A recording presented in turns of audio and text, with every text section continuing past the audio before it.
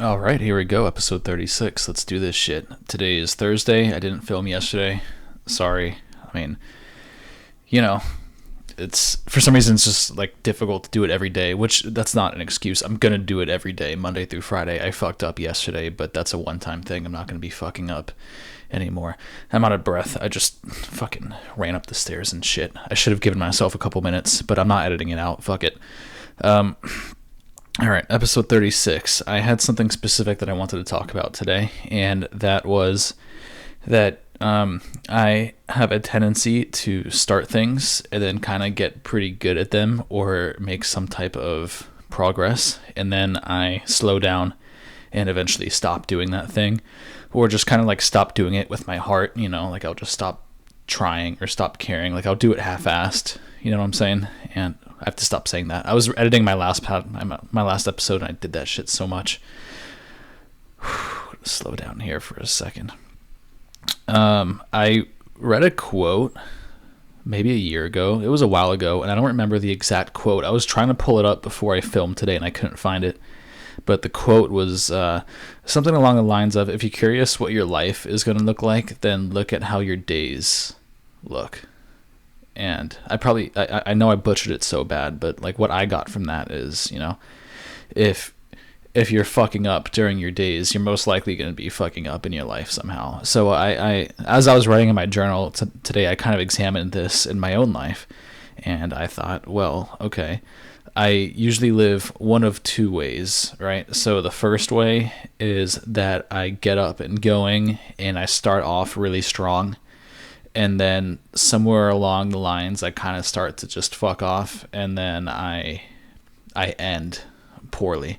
Like I'll wake up at 7, I'll do my routine, I'll go for a run, I'll write, I'll do all my things, I'll do the podcast, I'll do all that stuff, and then somewhere around like noon or 1, somewhere around like 1 o'clock, I kind of just start to fall off and things get hard, and then I just stop.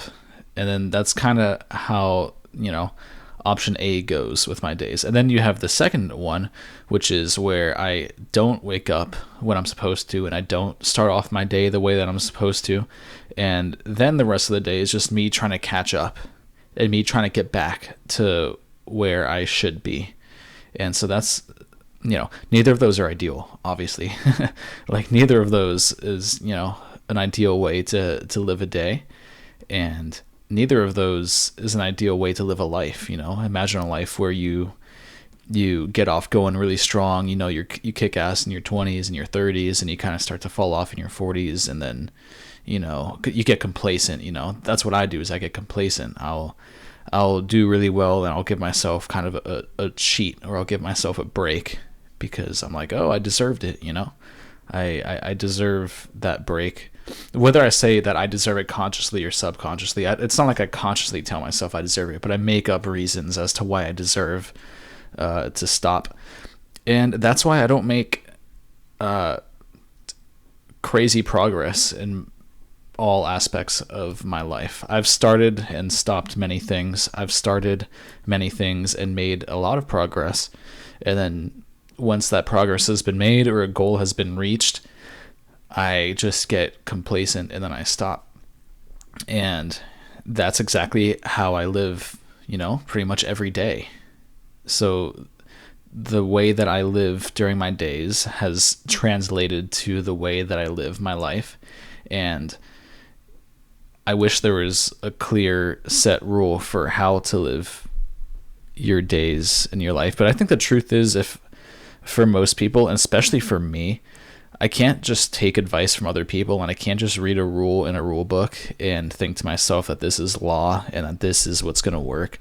I kind of don't lean one way or another until I've actually experienced it for myself, and through my own trial and error have determined what works for me and what doesn't work for me, because I think what works for some people don't work for others. And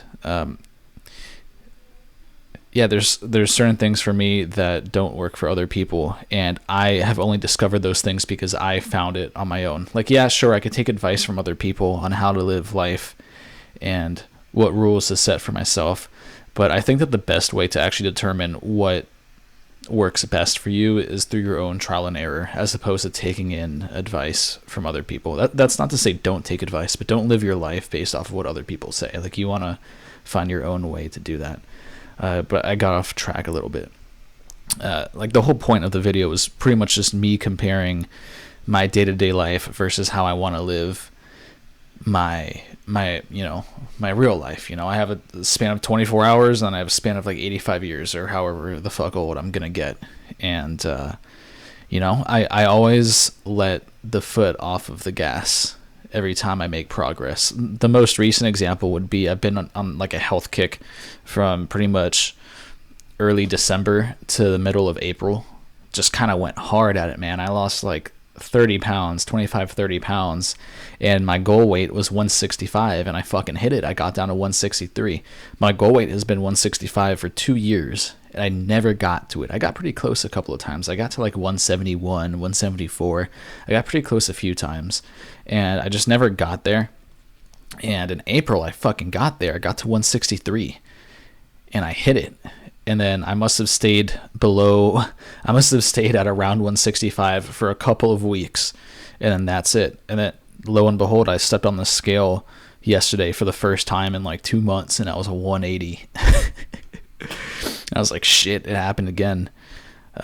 Thankfully 180 is not that bad. I've stepped on a scale and seen it say 205 before, so it could be a lot worse than 180. And I've started my carnivore diet again. Today's day 3. Carnivore and vegetables, and today's day 3. I started working out again, so I'm starting to get back on the grind.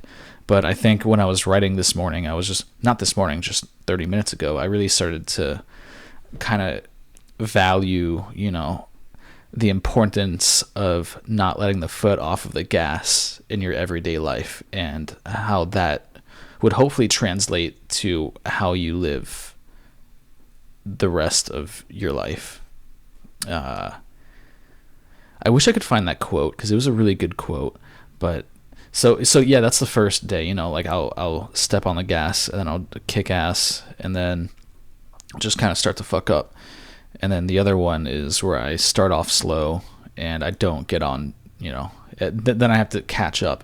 And both of those ways of living actually involve a lot of catching up to do, because the first one is you start off strong and you get complacent, and then you have to catch up from the complacency.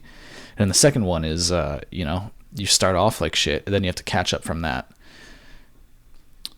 Of those two, I'd say the first one's the better option, but neither of them are obviously ideal. So the best thing that I can do is to avoid letting the foot off of the gas.